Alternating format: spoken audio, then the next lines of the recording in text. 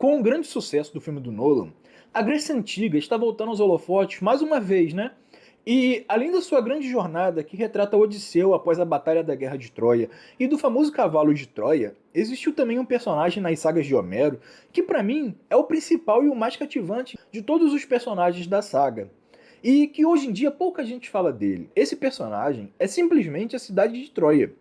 Mas se engana quem pensa que Troia foi apenas uma cidade magnífica que vimos no filme de 2004, ou na Ilíada e até mesmo no filme recente do Nolan. A história de Troia, ela começa por volta do ano 3000 a.C. E você vai se surpreender ao descobrir quantas cidades de Troia foram destruídas e reconstruídas até chegar à tão famosa Troia que a gente conhece nas histórias. Mas será que Troia realmente existiu? Por muitos anos, desde o fim da Idade Antiga, e vocês vão entender mais pra frente porque eu tô falando desde a Idade Antiga, acreditava-se que Troia simplesmente era uma cidade inventada para as histórias que Homero contava. Foi somente por volta do século XIX que um arqueólogo chamado Heinrich Schliemann, nascido em 6 de janeiro de 1822, descobriu as muralhas e os vestígios da antiga cidade. Porém, aquele que seria conhecido como o descobridor da cidade mais famosa da antiguidade também acabou se tornando seu maior algoz. Isso porque Schliemann era extremamente ganancioso e prepotente. A sua obsessão de encontrar Troia antes de qualquer outro arqueólogo acabou com que ele fizesse escavações ilegais durante cerca de um ano, até que a embaixada dos Estados Unidos entrasse em contato com a Turquia para poder deixar ele fazer as expedições de forma legalmente. Além disso, ele utilizou diversos explosivos nas buscas, destruindo diversas partes das ruínas da cidade. Para piorar, como se não bastasse, ele ainda saqueou inúmeros tesouros que ele acabou encontrando em Incirlik, que é onde ficava as ruínas de Troia. Mas a história de Schliemann pode ficar para um outro vídeo, se alguém acabar assistindo esse, e pedir para saber mais sobre a história desse cara que foi o grande descobridor das ruínas de Troia e também que fez diversas coisas extremamente ruins para a história de Troia, né, posterior. Com a descoberta de Schliemann, finalmente havia uma prova concreta de que Troia realmente havia existido. Só que em vez de resolver todos os mistérios em torno daquela cidade, a sua descoberta acabou criando ainda mais perguntas. Isso porque ele percebeu que não existia somente uma Troia, mas várias Troias diferentes, e que outros arqueólogos depois dele acabou chegando ao número de 9 Troias ao longo de toda a sua história. Ou seja, ao longo de toda a sua história foi criada cerca de 9 camadas da cidade, que é como os historiadores chamam as unidades das cidades, né? Eles chamam de camadas. E essa história acabou mudando o rumo de toda a arqueologia ali da região para sempre. Por incrível que pareça, apesar de toda a grandiosidade que a cidade ganhou ao longo da literatura, tudo começa com uma vila de pescador no Monte Irsalik, próximo ao Estreito de Dardanelos, que fica ali na Turquia, por volta de 3000 anos antes de Cristo. Naquela época, Troia era apenas uma pequena vila formada por casas extremamente simples, cercada por pequenos muros que protegiam seus habitantes. Mas havia um detalhe que mudaria o seu destino para sempre. A cidade estava localizada num ponto extremamente privilegiado para o comércio no mundo antigo. Com o passar do tempo, os pescadores perceberam que, se permanecessem ali e fortalecessem a vila, eles poderiam controlar uma das rotas comerciais mais importantes daquele período, ligando o Mar Egeu ao Mar Negro. E esse controle transformou a pequena comunidade em um povo extremamente rico e influente na região. E como isso sempre acontece na história, acaba atraindo ambição. Não demorou para que Troia acabasse se tornando alvo de disputas, culminando na destruição daquilo que hoje a gente conhece como Troia I ou como a primeira camada de Troia. Os historiadores acreditam que essa primeira camada tenha sido destruída por um grande incêndio. E guardem bem esse detalhe, porque vocês vão perceber que ao longo da história, as causas naturais vão ser a maior inimiga de Troia, com quase todas as camadas da cidade sendo destruída por desastres naturais. Já em Troia II, a cidade foi reconstruída provavelmente no mesmo século, e se tratando de antiguidade, principalmente 3000 anos antes de Cristo, isso era uma coisa até que bem rápida, mostrando como a cidade era rica e estrategicamente importante para aquele povo. Por isso, seus habitantes ergueram, quando reconstruíram a cidade novamente, uma muralha impressionante, muito mais forte do que era a primeira camada da cidade. Além disso, eles colocaram 2 grandes portões nos muros e uma rampa pavimentada com pedras, o que evidenciava o poder e a prosperidade da cidade. Já no início da Idade do Bronze, Troia II possuía um mergaro luxuoso, que nada mais era do que aqueles salões que as pessoas costumavam se reunir, né, ali em volta do rei e tudo mais na cidade, como a gente pode ver em algumas séries antigas, como Bárbaros 2 da Netflix, Vikings e até The Last Kingdom. E no centro dele tinha uma lareira com 4 metros de diâmetro, muito semelhante às que só seriam vistas nos palácios micênicos mais de 1000 anos para frente, mostrando como aqueles troianos da segunda cidade eram extremamente avançados para a época. Durante as escavações dos Schliemann, né, ele encontrou diversas cerâmicas com rostos humanos, e algumas delas retratando as expressões curiosas e até mesmo um certo senso de humor nas pinturas. Também foram encontradas grande quantidade de armas, como adagas, lanças, machados de pedras e alguns até mesmo utilizando metais, além, é claro, de as imponentes muralhas que eu já havia falado. Tudo isso demonstrando que já em Troia II, os seus habitantes viviam como uma constante preocupação em relação a ataques estrangeiros e havia um estado constante de preparação para a guerra. Além das armas, os arqueólogos encontraram inúmeras joias preciosas feitas de ouro, prata e outros metais nobres, descobertas próximos ao Mergaro, que também acreditava-se que o rei tinha uma residência ali perto. Foi justamente esse conjunto de objetos que Schliemann, não podendo estar mais enganado, batizou como Tesouro de Príamo, um nome totalmente inadequado e equivocado, já que esse tesouro foi datado de cerca de 1000 anos antes da Era de Príamo, de fato, e também da Troia da Ilíada. Agora, o que eu considero mais interessante sobre Troia II e que me faz ela ser uma das minhas preferidas, ou seja, uma das minhas camadas preferidas, ao contrário de muitas civilizações da época, praticamente não foram encontrados presentes funerários e nem mesmo grandes rituais de sepultamento. Nas escavações, os arqueólogos acabaram descobrindo vestígios de crianças sendo enterradas em covas extremamente simples e rasas. Ou seja, os habitantes simplesmente faziam um buraco extremamente simples e simplesmente colocavam a criança ali dentro e pronto.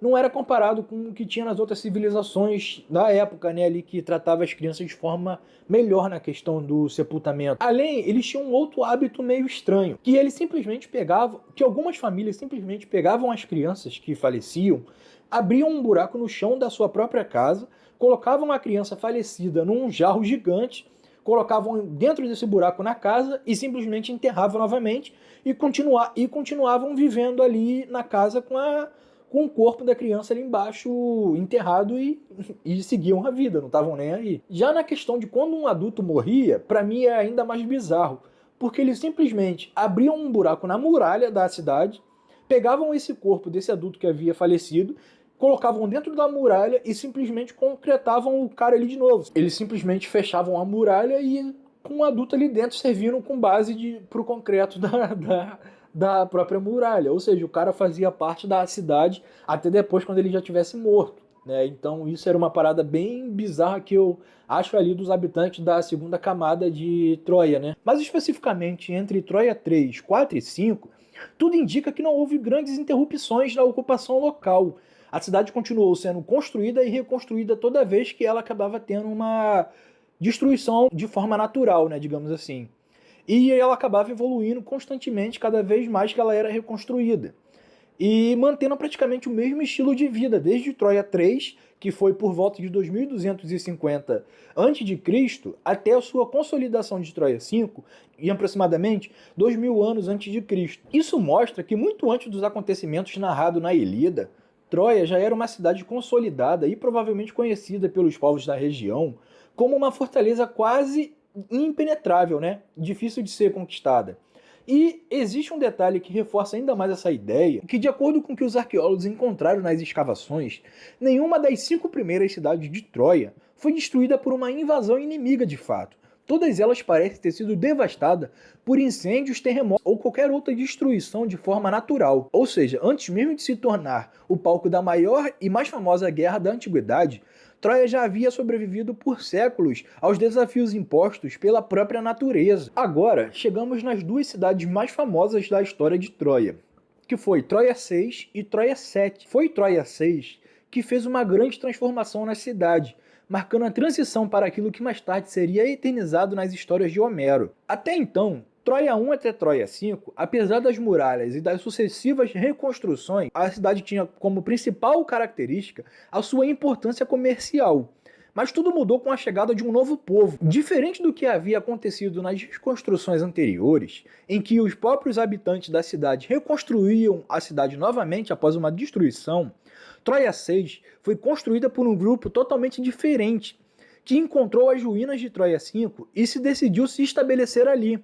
Há um detalhe muito interessante sobre esses novos colonos, é que eles dominavam a criação e o uso de cavalo, introduzindo essa prática na região do Egeu, algo que se tornaria uma das maiores marcas dessa nova fase da cidade. As fortificações também atingiam um nível jamais visto. As muralhas de Troia 6 tinham cerca de 4 metros de espessura e aproximadamente 5 metros de altura, enquanto as torres de vigilâncias eram feitas com um tipo de tijolo da época, formando um complexo defensivo impressionante para a época e para as outras civilizações que tinham ali nos arredores. A cidade também acabou crescendo de uma forma extremamente grande. A cidade media aproximadamente 200 metros de comprimento e 140 metros de largura, tornando-se uma das maiores e mais protegidas cidades da região durante a Idade do Bronze. Foi justamente por causa de suas dimensões monumentais que o arqueólogo que veio depois dos Lehmann, Wilhelm Dollfeld, é responsável por dar continuidade às escavações que foi iniciada pelos Lehmann, acreditou que havia encontrado a lendária Troia de Homero. E durante algum tempo, essa hipótese foi amplamente aceita.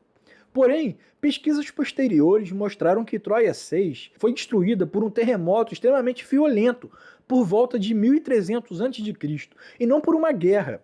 E antes de continuarmos para Troia 7, vale um pequeno adendo que eu acabei deixando passar. Troia 5 havia sido destruída por volta de 1900 a.C. Depois disso, o local permaneceu abandonado por cerca de 200 anos, até aproximadamente 1700 a.C., quando esse novo povo chegou e construiu Troia 7.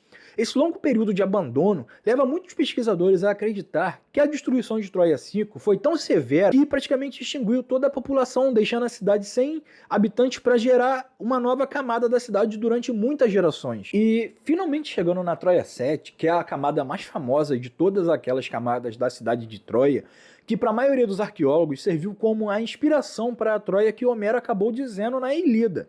Antes de continuarmos, vale lembrar um detalhe que eu acabei esquecendo de mencionar também aqui sobre a camada de Troia 6, que foi que a cidade permaneceu de pé por mais tempo de todas as camadas, sobrevivendo por cerca de 400 anos. Já Troia 7 foi a camada que menos sobreviveu. Ela durou cerca de uma geração ali, de 60 a 100 anos. Logo após a destruição de Troia 6 por um terremoto, seus habitantes reconstruíram a cidade rapidamente, de forma mais rápida que qualquer outra Troia já havia sido construída, tornando as suas defesas ainda mais impressionantes e de uma forma monumental, tão absurda que até hoje ela é estranha se você for parar para ver.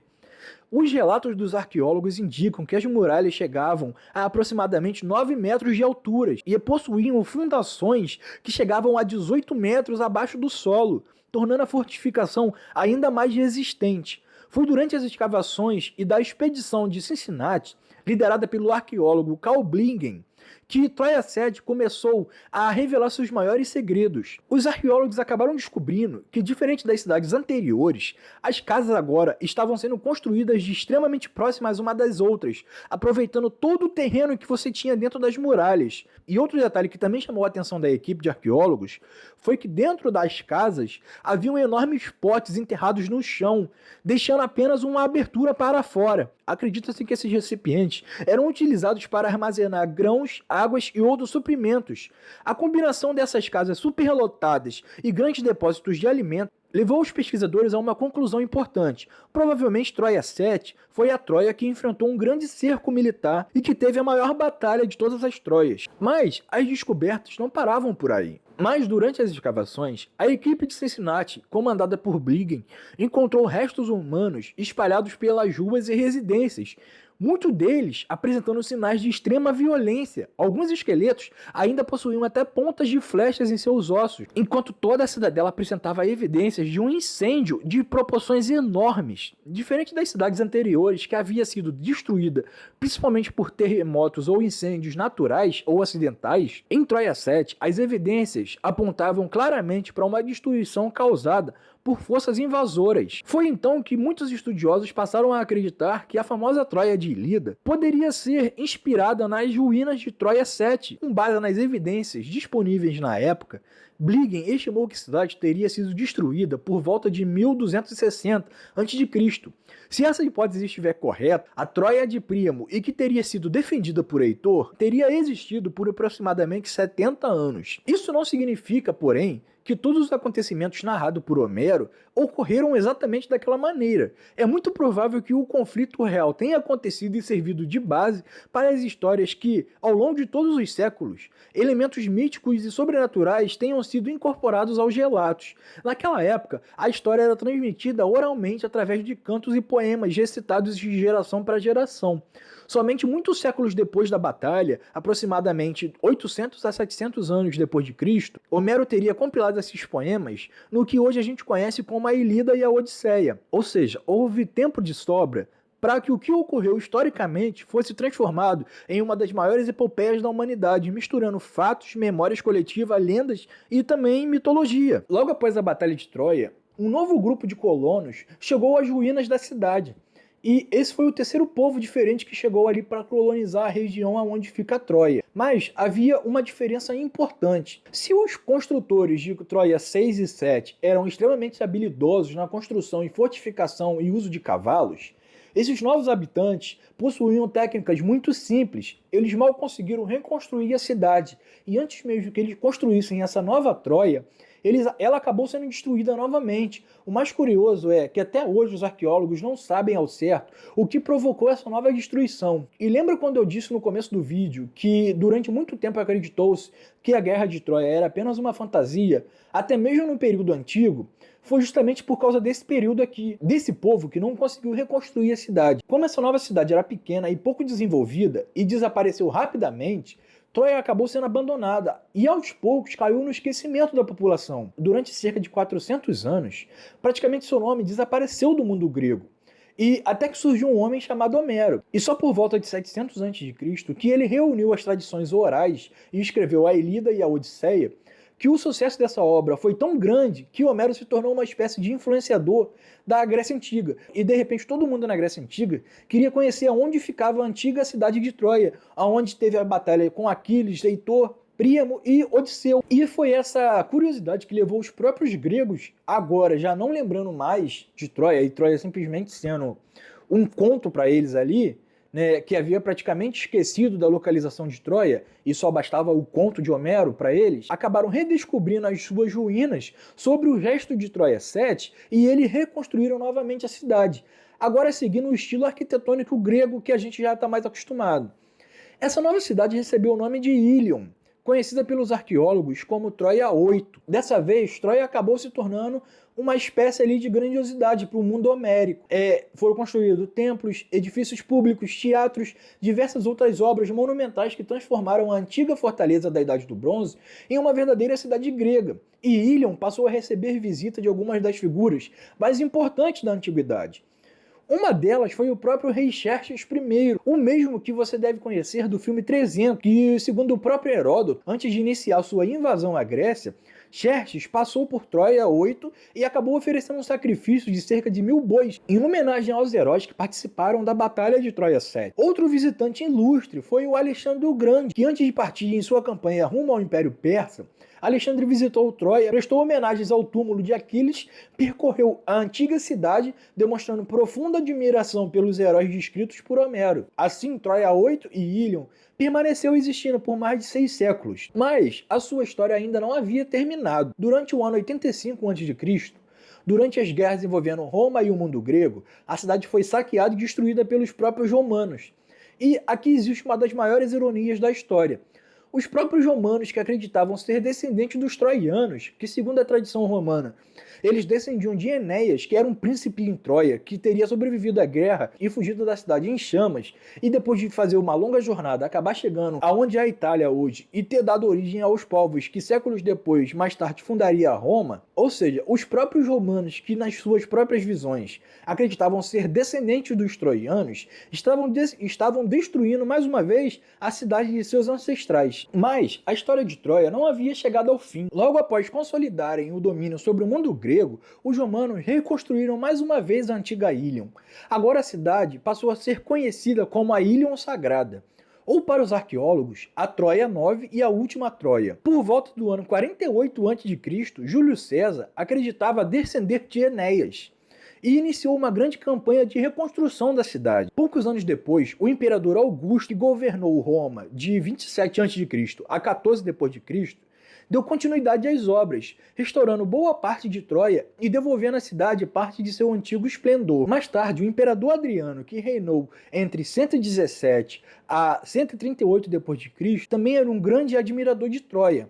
Durante o seu governo, mandou construir novos edifícios, ginásios, banhos públicos e outras obras monumentais, transformando a Ilion Sagrada em uma das cidades mais prestigiadas do Império Romano. A fama da cidade ficou tão grande que ela acabou se tornando um verdadeiro ponto turístico da antiguidade do Império Romano. As pessoas viajavam de diferentes partes do Império para conhecer o lendário cenário da Guerra de Troia.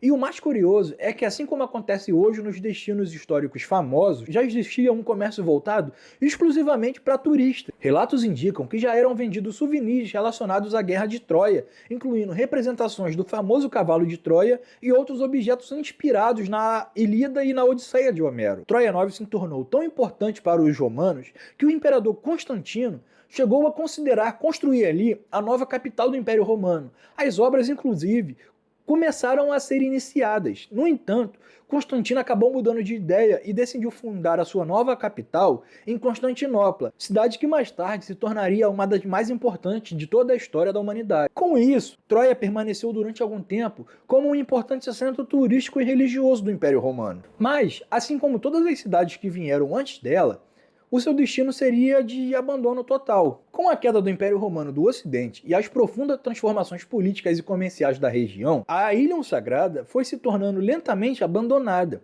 Com o passar dos séculos, a vegetação cobriu as ruínas e sua localização foi esquecida mais uma vez, só que dessa vez durante cerca de 1500 anos. Troia desapareceu completamente de toda a memória da humanidade. Até que, no século XIX, como eu já havia dito antes, o Heinrich Schliemann escavou a colina de Irsálik e trouxe à luz, mais uma vez, a cidade que o mundo acreditava só existir pela imaginação de Homero.